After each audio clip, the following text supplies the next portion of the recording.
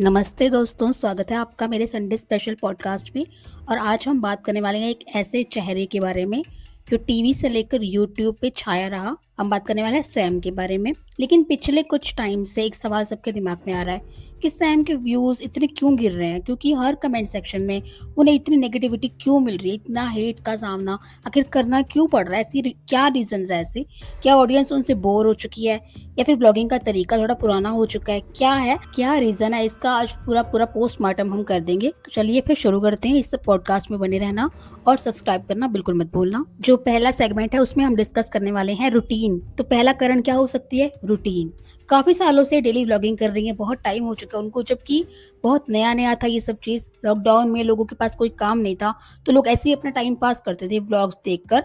तो ये तब से बहुत उनके काफ़ी सालों से 7-8 सालों से लोग इनके लॉकडाउन से भी पहले के व्लॉग्स देख रहे हैं। लोगों को काफ़ी पसंद आता है ये व्लॉग देखना, बहुत पहले से बहुत पसंद आता था।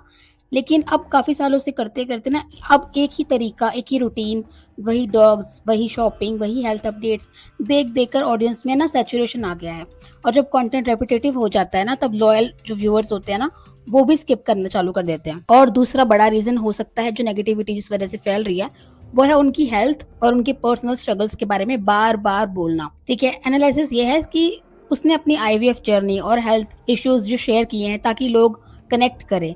पर ट्रोल्स का कहना ये है कि ये कंटेंट बन चुका है उनके लिए। कुछ भी होता है तो वो इस चीज को कंटेंट के बेस पे यूज करती हैं। डिफेंस, हम भूल जाते हैं कि वो भी एक इंसान है, ठीक है, पर जब कैमरा 24/7 होता है ऑन, तब लोग उसे एक्टिंग समझने ही लगते हैं। और तीसरा रीजन है लाउड पर्सनैलिटी और ट्रोलिंग। तीसरे रीजन में ये आता है कि वो हमेशा ना मुंह फट है। वो अपने आप को ये कहती है कि वो आउटस्पोकन रही हैं, मुंह फट रही हैं। बिग बॉस में भी ये उनकी ताकत रही है।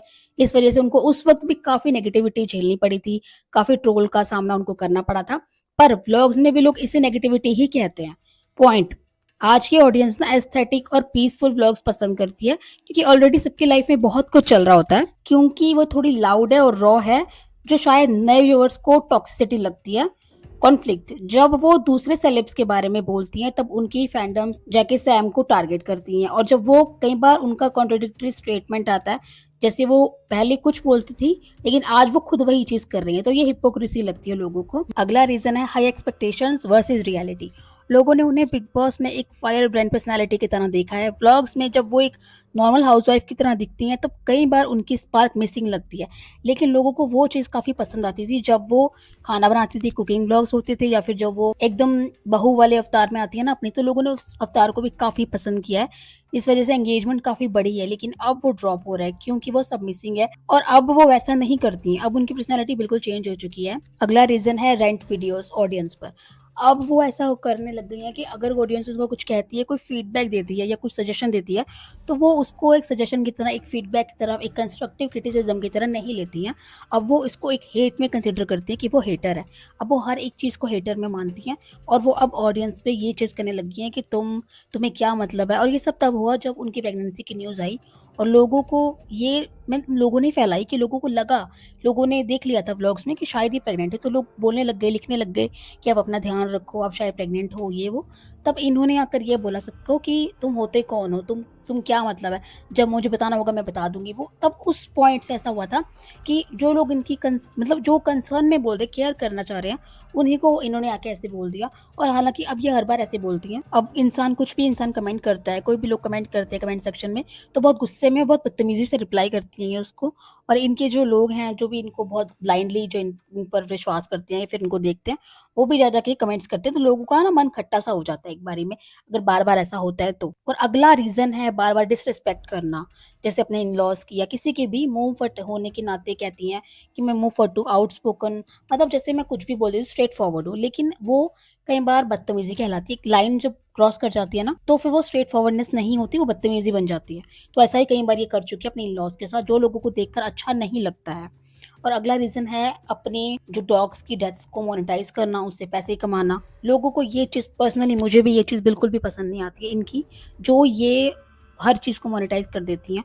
मतलब कोई भी जानवर, कोई भी पक्षी आता है उसको मोनेटाइज़ कर देती हैं।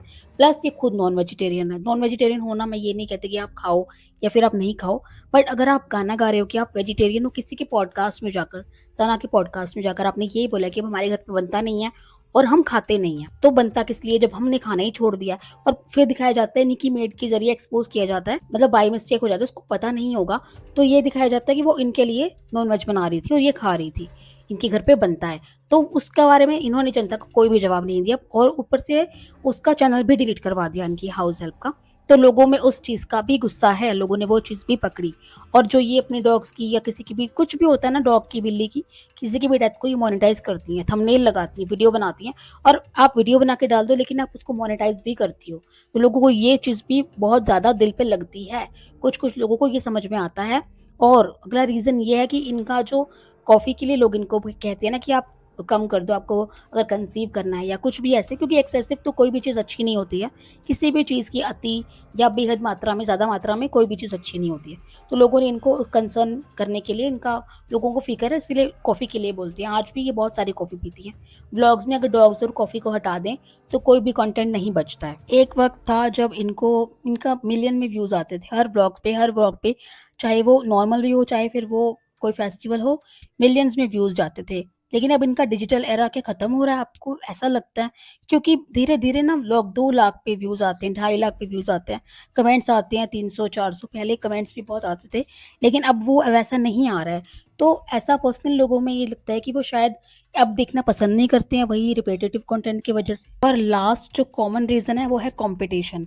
नए और जो यंग व्लॉगर्स हैं उनके आने से पुराने जो सेलेब्स हैं, जो भी रहे हैं व्लॉगर्स, उनका जो एरा है वो खत्म हो रहा है। जैसे बहुत से ऐसे व्लॉगर्स रहे हैं जो अपने पीक टाइम पर बहुत ज़्यादा उनका बहुत व्यूज़ आते थे, काफ़ी अच्छा चलता था उनका चैनल।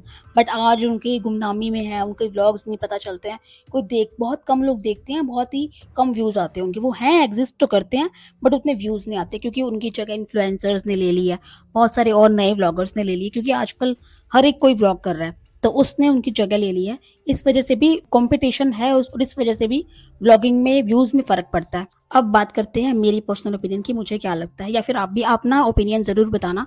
देखो कमेंट्स में लोग बहुत चीज़ें बोलते हैं, वो ये बोलते हैं कि आप अपना थोड़ा लाइफ़स्टाइल चेंज कर लो थोड़ा-सा, क्योंकि इन्होंने जब से नया घर लिया है, तो नए घर की वाइब अलग है। लोगों को नए घर में व्लॉग्स देखना अच्छा नहीं लग रहा है उतना, जितना कि वो पुराने घर में व्लॉग्स को एन्जॉय करते थे। पुराने घर के व्लॉग्स आप आज भी खोल के कोई भी व्लॉग देख लो तो आपको अच्छा लगेगा।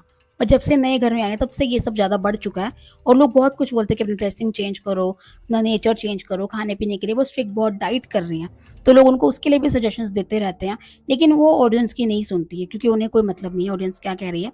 तो मुझे ऐसा मानना है कि अपने ऊपर वो थोड़ा-सा अगर ध्यान दें तो उनके व्लॉग्स के व्यूज़ फिर से बूस्ट हो सकते हैं, बहुत ज़्यादा अच्छे हो सकते हैं। आपको क्या लगता है कि आप भी उनके व्लॉग्स देखते हो या आपको भी ये सब ने लगता है कि उनको ज़्यादा नेगेटिविटी और ज़्यादा हेट झेलना पड़ रहा है? कमेंट में अपनी राय मुझे ज़रूर बताना। कल मिलेंगे एक नए किस्से के साथ, एक नए पॉडकास्ट में, तब तक के लिए अपना ध्यान रखना and don't forget to subscribe.